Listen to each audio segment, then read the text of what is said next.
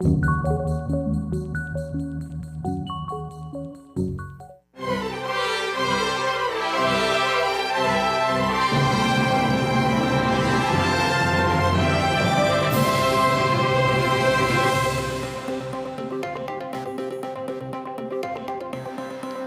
众朋友，大家好，欢迎收看9月26公视台记台下晡新闻，我是陈淑君，咱先来看今仔有什么新闻重点。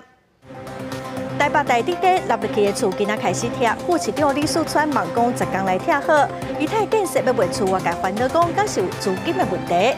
一个74岁查甫人，曾甲2个朋友去拍蜡，结果人互抢单着不幸过往，其中细小的朋友证实是反起反倒。莫德纳 XBB.1.5疫苗今仔开始做，65岁以上高风险的族群先做。10月初2开放医护人员，10月初9开放一般民众。新闻开始来看台北台底街立入去的厝，今仔开始拆。台北市副市长李树川嘛去现场监督，表示讲忙讲10天内地当拆好。针对基泰建设发布重要的信息，讲要卖价值100亿的基泰中孝大楼。外界嘛正关心讲公司的财务状况。李树川是表示讲，市政府有去法院对基泰建设提出检讨啊。法院目前的评估是认为讲，公司的资产是比负债较济，所以这部分应该是无问题。马小大港业进行拆除，同时也最降价涂粉。基泰施工无限制造成大地面体崩塌。25户受损的厝日落拆除，周边住户表示也是烦恼厝内的状况受影响。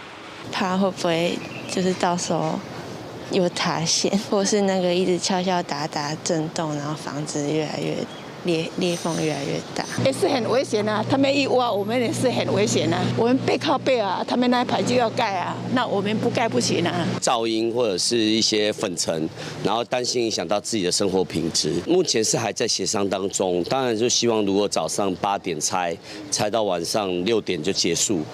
市长邱万安到南航访问3天一日，回来了后，也要去现场来勘查，确保拆除安全。副市长李树川早起也亲身到现场巡视。从今天开始开拆，那原则上当然我们一定希望在10天内把它拆完，但是还是以安全为主。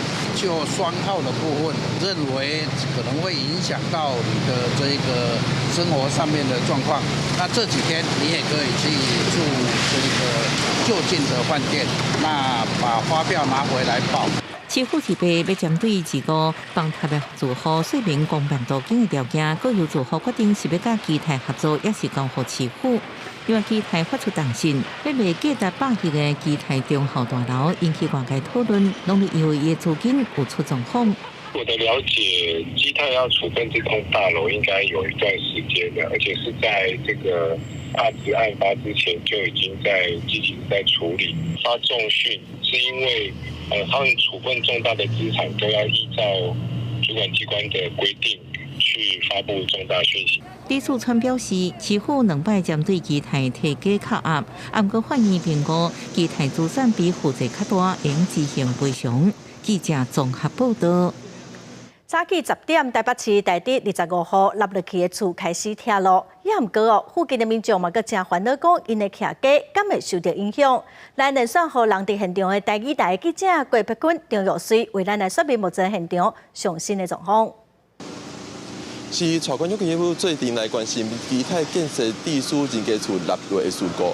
记者即马人伫咧台北市台伫即个25户立落建筑的头前，即马现场会使看到的即个基泰建设地属立落的即栋建筑本是拿拆除拿来喷水。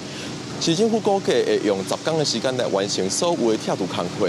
不过，总讲到这个拆除工作的附近也有侪居民是烦恼讲家己的徛家会因为即摆拆除工作受到影响，咱来看因的讲法。就烦恼讲伊也崩了啦，还是讲地基搁流失去啊？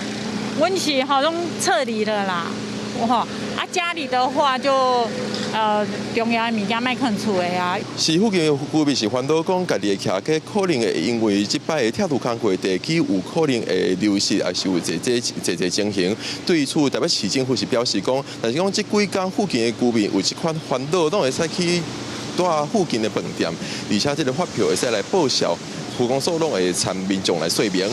你若讲到这25号数落来安怎？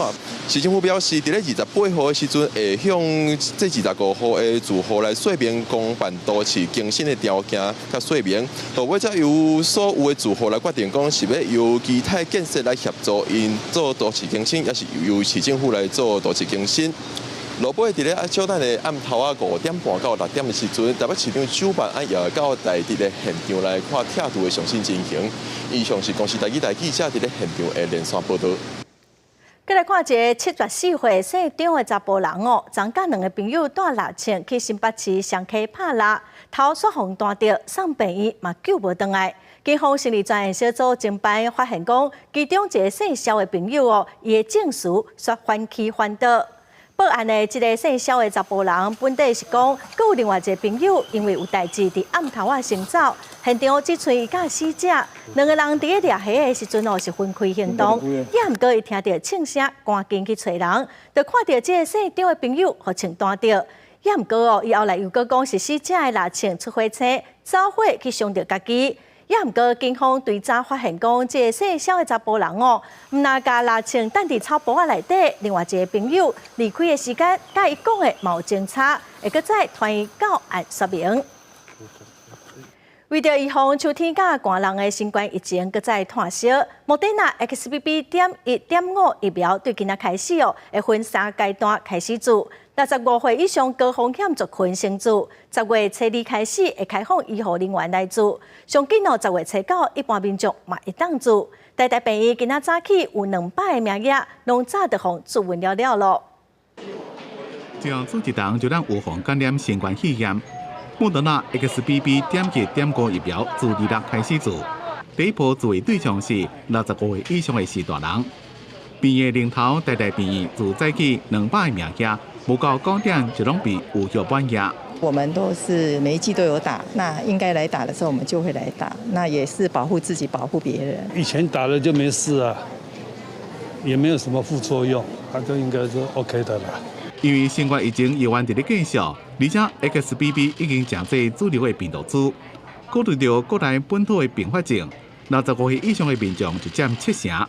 为了要降低感染新冠肺炎了。并发重症加死亡的风险，疾管署宣布 ，XBB 疫苗将会分做3阶段来做。第一阶段是士大人优先，10月初2开始开放医护人员做，10月初9开始才开放全民做。重症的病患哦，大部分7成到8成以上都还是65岁以上的长者，这也是为什么我们的第一阶段是以65岁的长者来做一个宣导。疾管署表示。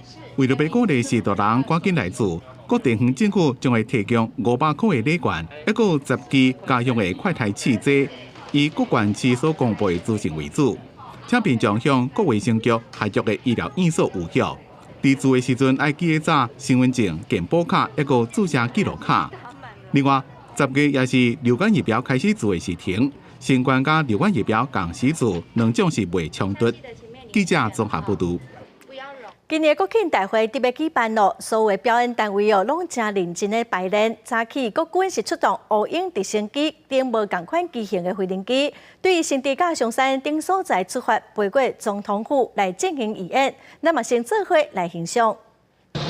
上次国庆大会进入到头3个阶段，各参演单位赶紧的排练。国军1日透早也展开空中半平的有演。开场先透过幻象天观机观测天气，总统府顶悬了后飞过2台陆军国旗机，也有3台空军 AJ-T 型用型高级教练机，真紧通过总统府头前。国庆飞行机的飞行因子，希望为上次国庆大会做好万全的准备。幻象2000透早5点35分，为新竹基地出发，透早5点50分到总统府。雷虎一批 AT-3 3架雷虎教练机也同款为新竹出发，飞过总统府顶悬，放象征国旗，拿白红3色的彩烟冲场。除了报名的有影，也请未少学生甲上班的人的眼光。9月28甲10月7日透早，也要进行全面的有影。国防部表示，若听到回应器、轰隆的声音，唔免紧张。届时阵会出动一架 CH-47SD、2架 UH-60M、5架永兴高教机甲6架 AT-3教练机参加。记者综合报道。屏东的民用工厂火灾造成严重的死伤，其中有4个消防员殉职。行政院长陈建仁是表示讲，会增加80亿的消防补助。针对消防员望讲会当来做工会，但建仁嘛强调讲，尊重公务员的权利，会赶紧来修改《公务人员协会法》。另外，针对民用的火灾调查的结果，发现讲有超过管制量30倍过氧化物。外界嘛质疑讲，这部分中央甲地方应该上来负责的。经济部长王美花是指出讲，业者应该爱主动申报，嘛打算讲未来成立共同的平台，中央甲地方做伙来管理。民用工厂大火造成4位消防人员在内上百人死伤，引起社会对消防员权益的重视。行政院长陈建仁表示，政府自2017年开始，每年拢有6亿以上的消防补助，答应讲未来也会增加补助80亿。外界关心这款补助当时到位。过去这几年呢，每年都有6亿以上的这个补助。那未来呢，我们还会增加这个补助的金额呢，达到这个80亿元。我们未来呢也会继续来加强有关的工厂的卫生安全的这个检查然后让这件事情呢能够得到更好的安排。民用大火也烧做工安的危机，厂房内面囤放超过管制量30倍过氧化物。经济部长王美花重申，业者本来就应该申报，不过民用无申报超量危险品，也无主动通知，无排除要成立共同稽查平台。他没有申报，也没有主动告知，不管是园区或者是屏东县政府，那所以就造成一个目前这样的一个现象。那或许也可以成立这样的共同的这个稽查平台，那我们都会跟地方政府一起合作。但是国民党质疑民用大火无人负责，中央地方伫咧互相责责任。王美花是否认，讲上好是国家紧密伫咧合作。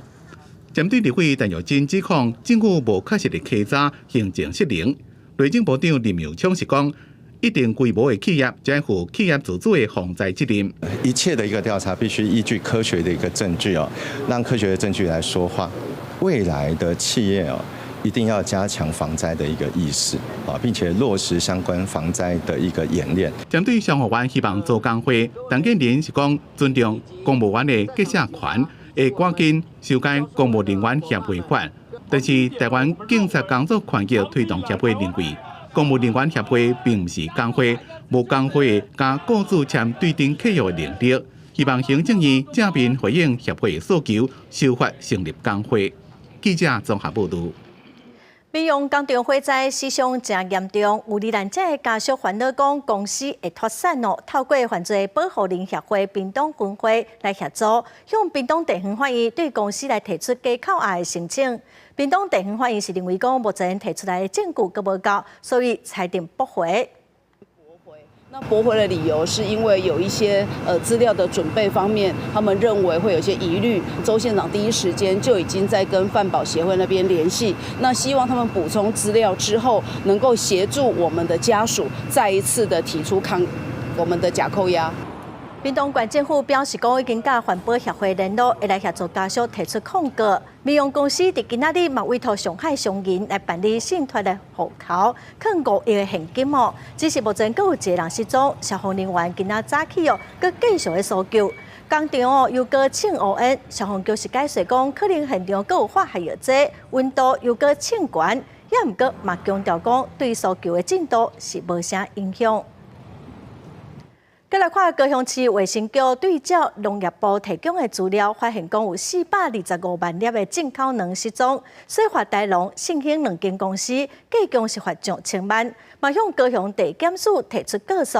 检调嘛展开调查，约谈董事长有负责任事后认定讲，这2个人涉嫌重大，也毋过是无羁押的必要，以新台票30万、10万块交保。有没有什么东西想跟农业部或者是社会大众说明？经过3点钟讯问，台农两品兼信兴两品的董事长多万才交出高雄地检署，敢若下手无要回答问题。伊甲担任信兴两品负责人的新妇拢红讯问，两个人以30万、10万块交保。经检察官讯问后，认被告2人涉嫌刑法伪造文书等罪嫌，犯罪嫌疑重大，但无羁押之必要，分别预支新台币30万元及10万元交保。高雄卫生局向地检署各发这2间公司25号地检署搜索查扣着校铺等的资料，认定2个可能犯着伪造文书等罪嫌。卫生局嘛连续开发这2间公司，9月13号起，因为无伫期限内底提供着交易的单据，表示不实，无提供完整的进出口资料等的状况，10天内底拢总罚1130万。调查的结果，针对特定通路，目前的一个收获大概是238万颗哦，中间大概有425万颗的弹品流向不明。市府嘛发现这2间公司进口的卵品扣除了耗损，上少应该有663万的卵，但是为伊出货互通路商的数字来看，还佫有425万粒的卵流向不明。而伫市面上嘛，民众伫网络抛出着侵蚀鸡卵的相片，这间卵敢是互透做伙来卖互消费者。经查，该蛋品的标示为国产蛋，现场已没有该批效期的产品。业者表示，近期没有接获到民众反映该品上的蛋品的品质有疑虑。市府回应，真讲客早无发现异状，业者嘛讲无接到反映讲品质有问题。行政院长陈建仁嘛讲，这是一个假消息，爱民众提高警觉，唔通哄骗。记者王刘婷、柯正准高雄报道。中原航空的员工指控讲，公司霸占工会，阻挡基层的员工加入工会。虽然桃园市政府的劳动局有介入协调哦，也毋过嘛是有上百个基层的员工无法度加入工会。因今仔去桃园市政府澄清，中原航空是指出讲，目前是有主管机关的处理咯。公司嘛尊重员工参加工会意愿，嘛袂干预工会自主。甲中央航空企业工会名单一个一个列出来，基层员工指出，包括公司的经理、甲人事主管，拢是目前企业工会成员。不过对第一线的员工要入会，却是想尽办法甲伊阻挡。目前也有100多人申请，却无法度加入。工会就规定了一些奇奇怪怪的规定啊，好像是说啊，我们入工会要在职证明。但是工会的规章里面并没有这一项。以往的劳资会议代表，我们是都不知道的，直到今年，然后我们有参与工会时，我们才知道有劳资会议这件事。来乌燕的桃园市空服员职业工会指出，年初中央航空的员工依法休困了后，想要成立工会争取权益，才发现企业工会早就已经做5年啊，内底拢是管理的改赞，嘛无依法定期派代表开劳资的会议。迄当阵有向桃园市劳动局申诉，劳动局答应会来斗3天。企业工会理事长嘛讲会互员工加入，不过到达已经9个月啊，要是无具体进度。我们呢也已经跟法院来申请解散工会了，那所以呢，这个最后的决定呢，我们也来看法院怎么样来裁定这件事情。这样，劳动局答应讲会继续监督资方，依法互工会运作顺利。针对这点，中央航空回应讲，公司尊重员工参加工会意愿，嘛袂影响工会自主。因若有关企业工会入会相关的争议，目前已经由劳动部进行调解审议当中。记者综合报道。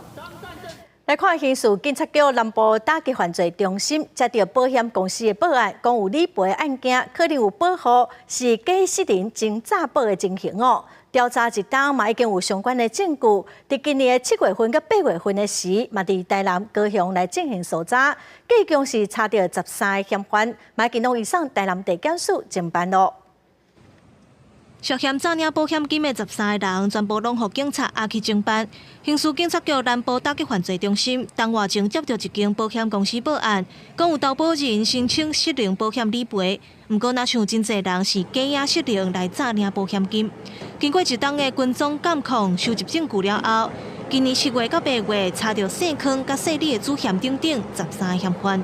接获保险公司报案，疑似有保护假失能真诈保。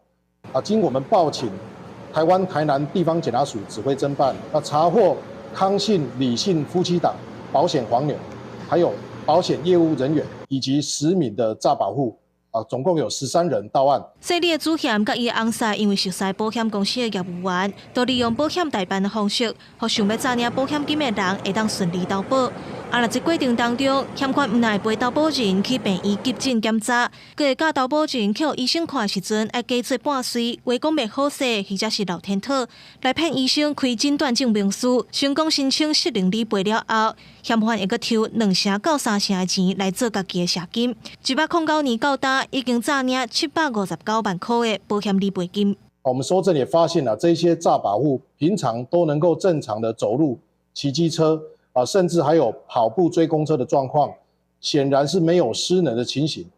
等到诈保户取得了诊断的证明之后，成功申请失能的理赔，主嫌就会抽取每件理赔金2成至3成。初步调查，目前并无发现有医生协助诈领保险金。那涉案的13个人，全部拢依照涉嫌刑法诈欺罪移送台南地检署侦办，交予检方继续调查。记者文正雄台南高雄报道。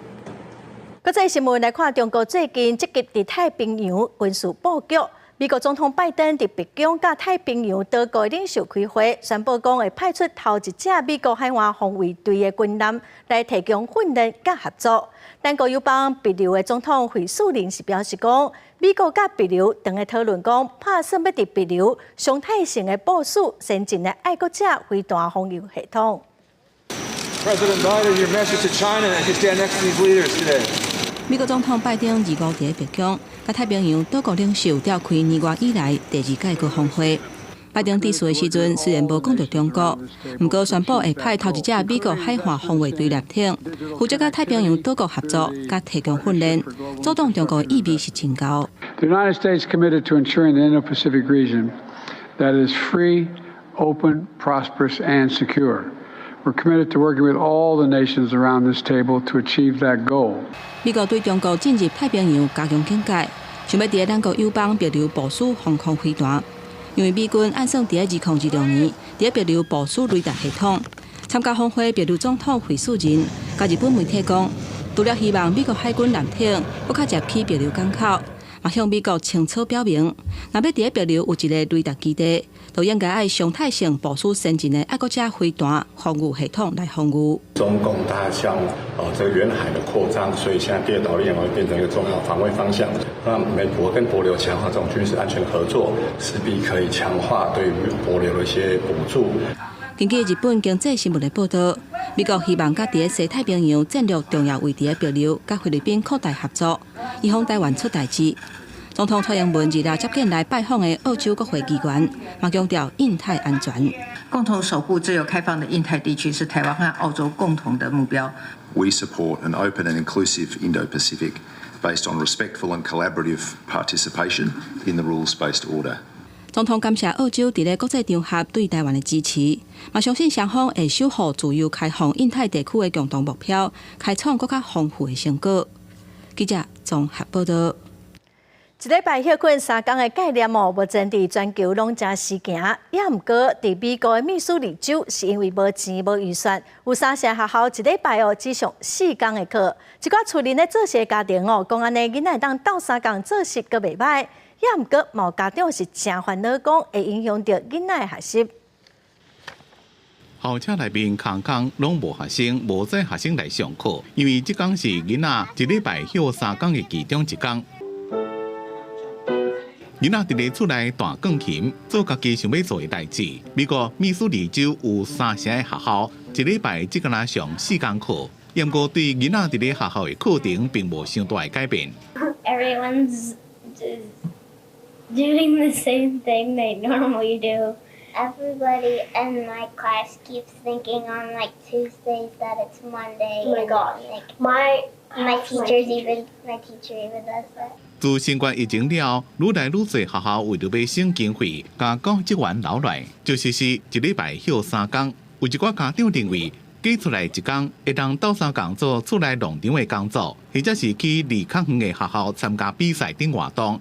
不过，也有家长担心时间一久，可能会影响囡仔的成绩。An argument too that it's not the school's job to babysit. True, but it is the school's job to provide a quality education, and I don't think that increasing our time 4 days a week so that we can have 1 day off is going to improve anybody's scores on testing or anything like that. 虽然一礼拜减上一堂课，确实互一寡学校伫咧找教职员的时阵较顺利。不过学者讲，若是无自根本来做改善，问题会一直拢伫咧无法度改变。At the end of the day, you're not really looking at the underlying causes of stress in the education system, whether that be kind of financial budgets that are too small, or if we're talking about mental health or other types of stress that teachers and students face. 美国已经有几多百间学校实施一礼拜休3天的学制，其中大部分是伫农村或者是美国西部地区。不过除了会影响囡仔学习的成果，若是伫咧上班的家长，也该付一天$30请人顾囡仔，增加真侪负担。公司新闻张伟林编辑。来看比利时一间大学今年是以流行天后泰勒斯的歌词开文学课哦。这个教授伊本身就是泰勒斯的迷将，伊强调讲泰勒斯的歌词常常引用真经典的文学作品，希望讲利用这节课，让少年人来了解讲文学其实是真趣味，嘛真对得时代。今年新的学期，比利时根特大学正式以西洋的流行音乐天后泰勒斯版的歌词。开一门英文的文学课，教课的助理教授艾利麦考斯兰，伊本身就是泰勒斯的 fans。透过泰勒斯几多年来所创作的歌词，甲英国文学的连结，互伊产生用泰勒斯的歌曲做切入点，希望伊能协助互少年人了解文学，唔那只是伫咧判规矩内面，也无一定爱是无趣味和困难的文理。I think it is really important that literature remains fresh and we give students new perspectives because it's a living thing and its reception changes all the time. So why not compare it with a modern artist? 泰勒斯伊创作的流行音乐歌词内面，常常引用经典的文学内容，包括《爱丽丝梦游仙境》《大亨小传》《蝴蝶梦》一个简来等文学作品，跨过几多个世代，也常常利用比喻、暗喻来探讨现代社会各种现象，包括爱情。这个拢是会让少年人对文学有兴趣的连结。I'd like to get people excited about literature, thinking about literature in a new way, and realizing that actually even literature from centuries and centuries ago still has something to add to our conversations. 麦考斯兰教授也强调，这节文学课是开放给全校的学生报名，不一定爱是泰勒斯的粉丝，也袂是一礼拜开3点钟的对唱大会。重点是文学价值的讨论，一个文化上的意义。One of the reasons I chose this class is also because I had the feeling we learned a lot of interesting things about literature, but they were all from the past. And yeah, I would like some sort of connection with the present, and I think this class will help it. 根特大学是世界排名100大的学府，也是比利时学术排名第1的综合大学。这节泰勒斯文学课，甚至是引起真侪社会人士也想要来旁听。不过，这节课伫咧结束的时阵，就要录一份心得报告加4成字的论文。也那纽西兰甲澳洲有几多间大学的学者，也按算伫咧万年理解，针对泰勒斯所带动的，包括性别、女性主义、流行文学，一个经济等层面的影响，办学术研讨会。公司新闻金冠庆编辑。屏东县民用高尔夫球工场火烧哦，因为伫婚姻县有一间同款的工厂，所以县政府今仔嘛要求工厂要爱做防灾的演练。县政府是统计讲，因目前县内有可能公共危险物品列管的场所是有156间，逐档哦拢会抽查至少一届，来确保公共安全。听到警报咧弹，工厂内底的员工拢走出来避难。透过消防局派人全程督导，为火灾通报、拍火抢救、安全岛升甲急救等等进行演练，通好伫公安事故发生时减少伤亡。上重要的是，佮清查工厂内底抗公共危险物品的所在，各座甲设备敢有符合规定。会在警卫室那地方拿到厂区的平面图，里面它当然会有它的位置、构造、设备种类，还有数量。我想这地方能够提供我们到底要如何进入救灾。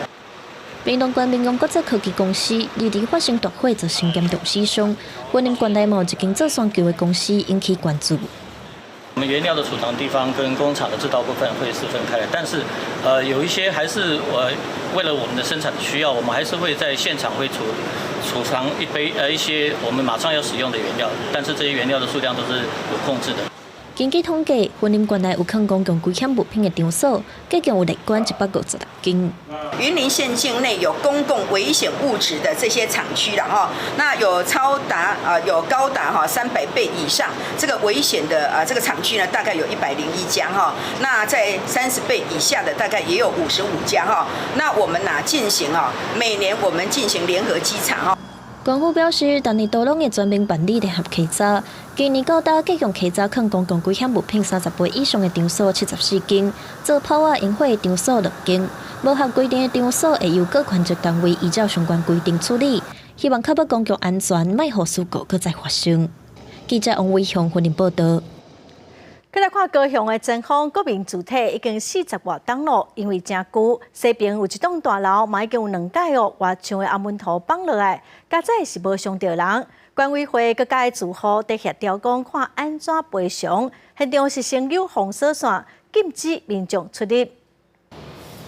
抬头看，大楼顶悬冷气水泥做检测地，涂骹阁有一挂红门头的砖仔，实在是真危险。这栋大楼伫今年7月因为风台，6楼的冷气红门头座向放落来。其实3年前社区6楼冷气红门头座嘛发生同款的代志，这道已经是第2摆。原本是住户爱赔本，因为关系到公共安全，由管委会主动处理。我们的公共基金是冻结的。那冻结的话，那回归到就是说，既然公共基金不能用的话，那是不是就等于是照《公寓大厦管理条例》第10条，就是由各个区分所有权去平均分摊之？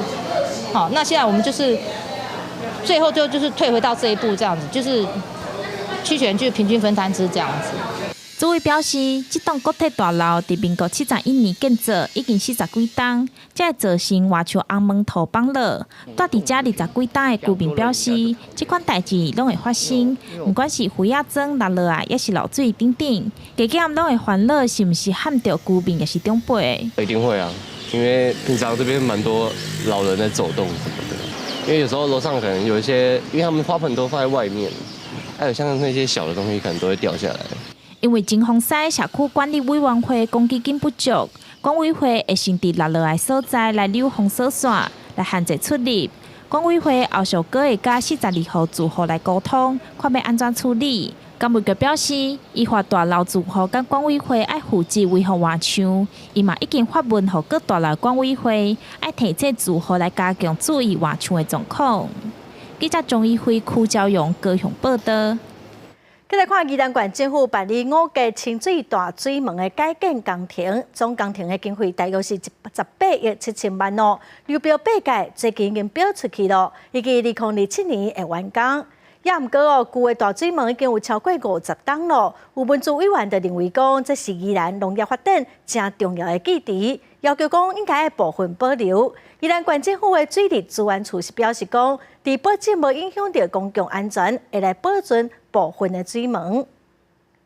5吉乡清水的大闸门，这几年因为真侪基建的设施愈来愈后、愈来愈旧，而且受地动的影响，一寡差的结果愈来愈下袂办。地方争取经费要改建，因过县府无法度顺利发包，经费自13.7亿增加到18.7亿，流标过8遍了，这份总算决标2027年完工。价值评估的结果，就是因为这个闸门对于宜兰的一个农业的发展跟水患的治理有非常重要的一个角色，以及我们民众重要的一个记忆的部分，可以做适当的保留或者是展示。不过清水大闸门已经超过50年，依照文资法按做文化资产评估，文资委员认为，这个大闸门对宜兰水患的治理，也个农业发展来讲是重要的基地。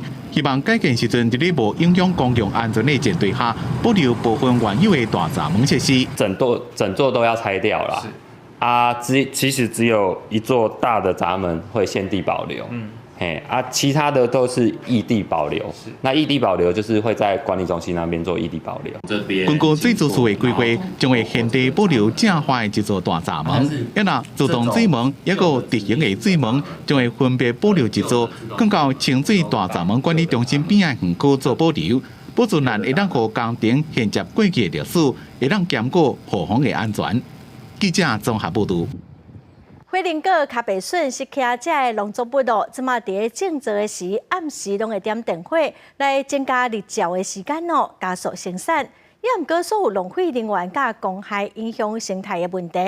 暗空协会是呼吁农业照明应该谨慎使用，嘛呼吁政府应该定出公害的标准咯，嘛要改良这个照明的设备。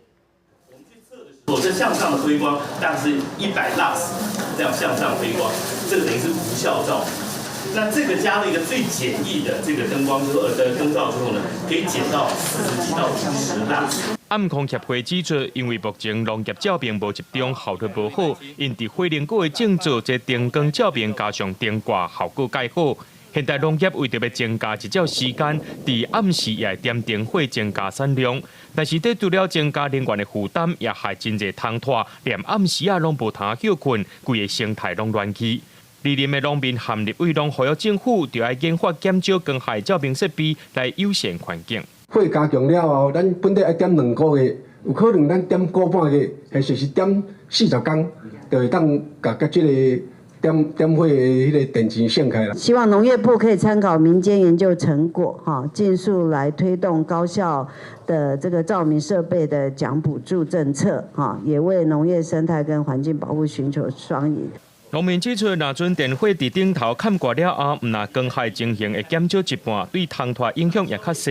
光线集中了后，促进作物的生长，也会当省电钱。因呼吁政府应该要赶紧改良照明设备。农业部是回应讲，会请研究单位去做实验，互照明设备莫去伤害到生态环境，也会当提升农产的效率。记者卢尚如、曾俊由台北报道。再来看台中市有一个20岁的查某大学生哦，之前常手甲脚拢无力，话嘛讲袂清楚，倒面的神经麻痹，检查才发现讲是脑部的血管塌掉的，其实是脑中风。台中有一个姓吴的女大学生，才20岁尔，算讲有时伊的正手甲正脚会常袂自力，讲话讲袂清楚，佮有面的神经会麻痹的状况。去病院进一步检查，才发现因脑部的基底血倒边已经塌掉，也就是人讲的脑中风。一个20岁的女生突发性脑中风很不寻常，所以要找原因，所以就归类在那种病因不确定这种隐源性脑中风。那只要是属于隐源性脑中风这些病人，你就一定要排除心脏这个部分引起的。医师透过微创心导管检查，发现患者是因为开放性两仪腔型心房中隔有气角所引起的脑中风。医师表示，先天的心脏病发生的比例大约是1%，其中有10%至15%有心房中隔无合起来的状况。若是这血内底佮结血角，就可能一路流去脑部，中风的风险就大增加。45岁甚至50岁以下，你要去查病因。如果查不到明显的病因，那我们就要去检查心脏是不是有存在一个开放性的软圆孔，导致你的脑中风。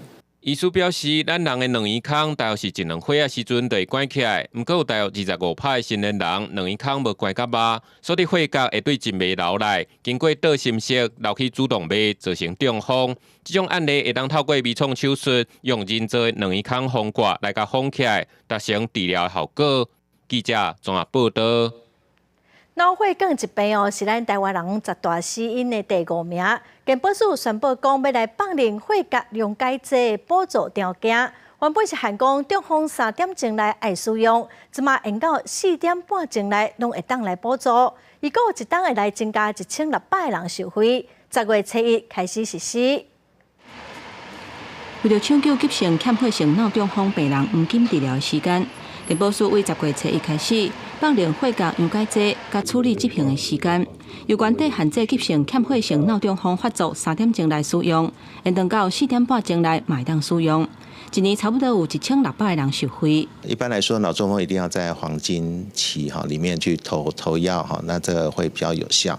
好，那当然在国外的经验里面，他们认为说，其实除了3个小时以外，到4.5小时也是非常有效。健保署表示，脑中风的类型主要分做欠血性中风、出血性中风，还有暂时性脑欠血。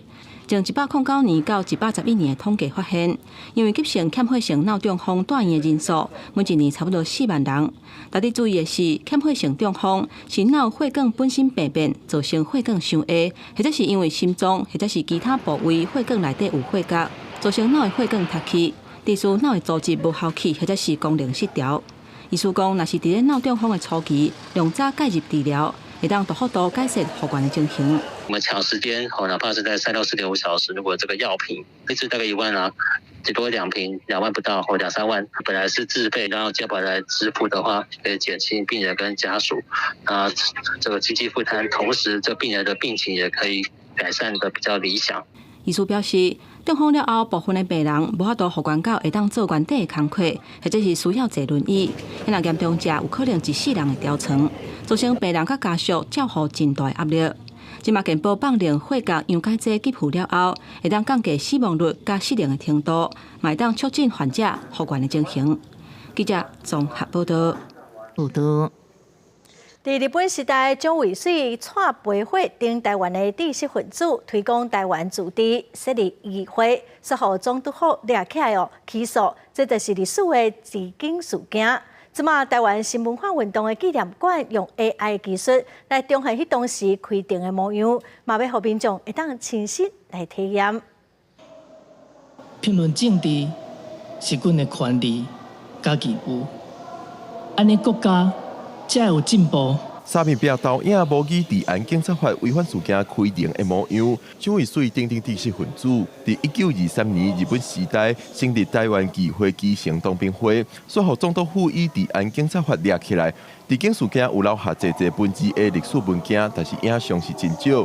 现在是以这款历史文件为基础，以 AI 技术重建迄时开庭的模样。照片呢，其实也没有大家想象中的有那么的多，所以有很多的情境照都没有办法看到。那所以这一次我们选择用 AI 的技术来做一个还原跟情境的模拟，请敲下正义之锤。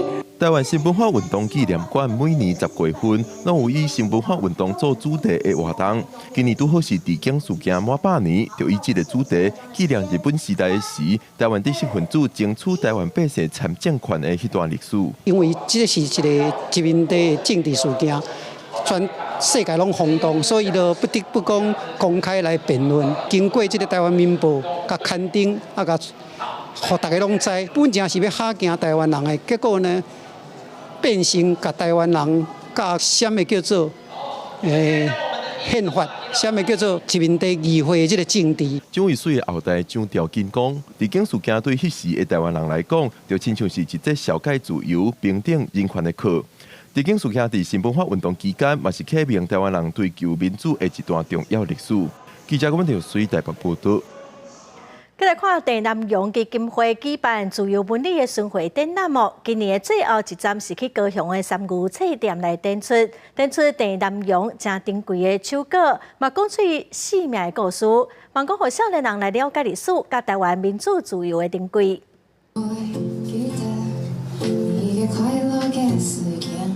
由歌手弹吉他、手指手卖人客家歌曲，活动只是开幕。现场嘛有真侪关心陈南榕展览的人。伫1989年，陈南榕过身了后，伊的查某囝陈德梅整理真侪珍贵资料，保存了30天的时间，今年巡回展出。来高雄站看展览的民众，才感受到原来过去台湾社会是这么微样艰苦。一个有抱负、有想法的人。就是当然不止郑南榕先生，就是其实很多人，包括当德章律师或是其他人，都是一个他们都是有理想的人，但是却在那个时代被迫结束了他们的生命。现场是展示陈南榕创办的自由时代周刊各个刊物，包括群众的团票、手稿、甲批等等。毋望用艺术角度，互即马少年人买当实在陈南榕，伊是安怎实现言论自由的理想。但是今年我们是感谢小朋友们、年轻的朋友们，他们用这样的方式来表示想要对所谓台湾的英雄背后到底有哪一些事情。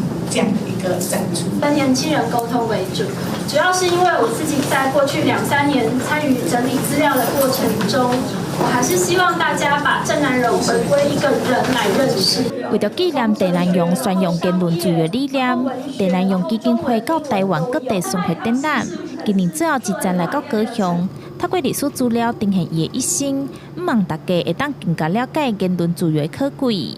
记者钟义辉、邱昭勇高雄报道。下半部的天气，咱来看各县市详细资料。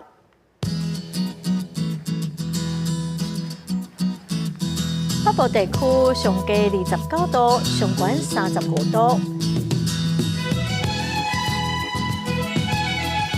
中部地区上低30度，上悬35度。南部地区上低30度，上悬34度。东部地区上低29度，上悬32度。外岛地区上低28度，上悬33度。感谢观众朋友收看《公视台语台下晡新闻》，我是陈淑君，明仔载下晡3点咱再会。